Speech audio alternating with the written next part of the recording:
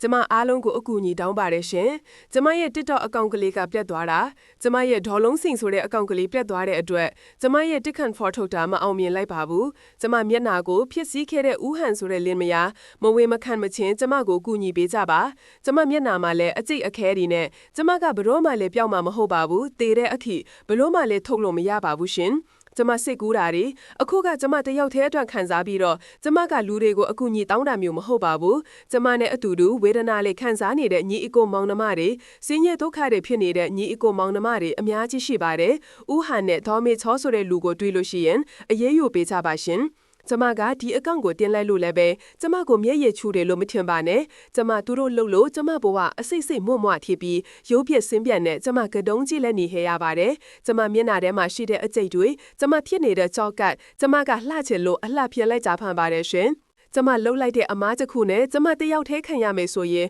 ကျမမားလို့ဆိုကျမပြောလို့ရတယ်အခုဟာကကျမတယောက်တည်းကိုမဟုတ်ဘဲနဲ့အထက်ထအခါခါသူကကျမဒီလိုခေနေမှန်းတည့်ရသားနဲ့တခြားလူတွေကိုသူထပ်ပြီးတော့သူကျူးလွန်ပါတယ်ကျမဝေဒနာတွေခံစားနေတဲ့အချိန်မှာလဲသူက TikTok ပေါ်မှာသူဆေးတွေကောင်းကြောင်းတွေညွှန်းပြီးတော့တချင်းတဆာဆာနဲ့သူနေခဲ့ပါတယ်ကျမအကြောင်းကြားတော့လဲကျမကိုဖုန်းတွေကို block ပါတယ်ဖုန်းတွေကိုလည်းလုံးဝမကင်တော့ပါဘူးသက်ဆိုင်ရာလူကြီးမင်းများသူ့ကိုတွေ့လို့ရှိရင်အရေးယူပေးကြပါရှင်ဆိုပြီးအမျိုးသမီးတို့ဦးမျက်မှာဖြစ်တာထိုးပြီးမျက်နှာမှာပျက်စီးနေတဲ့အခြေအနေနဲ့တကွာရှင်းပြနေတဲ့ဗီဒီယိုကိုတွေ့ရပါတယ်အခုလိုကျွမ်းကျင်မှုမရှိတဲ့တရားဝင်ဆရာဝန်များကိုလည်းထိရောက်စွာအရေးယူတင်ပါတယ်ဒီလိုမျိုးမျက်နှာပျက်စီးမှုတွေဖြစ်ရတာဟာကျွမ်းကျင်လက်မှတ်ရဆရာဝန်များထံမှသွားရောက်မလို့ပဲဈေးသက်သာလဲသို့မဟုတ် live ပေါ်ကဆရာမဆိုသူတွေစီမှာအရေးအသွေးမမီတဲ့ဖီလာတွေထိုးသွင်းမိရကနေအဓိကဖြစ်ပေါ်လာတာလို့အများစုကသုံးသပ်ကြပါတယ်ကျွမ်းကျင်မှုမရှိသူနဲ့ line ပေါ်ကဆရာများကိုရှောင်ပါတရားမဝင်နဲ့အရေးအသွေးနဲ့ပစ္စည်းများကိုရှောင်ပါဈေးနှုန်းသက်သာမှုကိုဦးစားမပေးပါနဲ့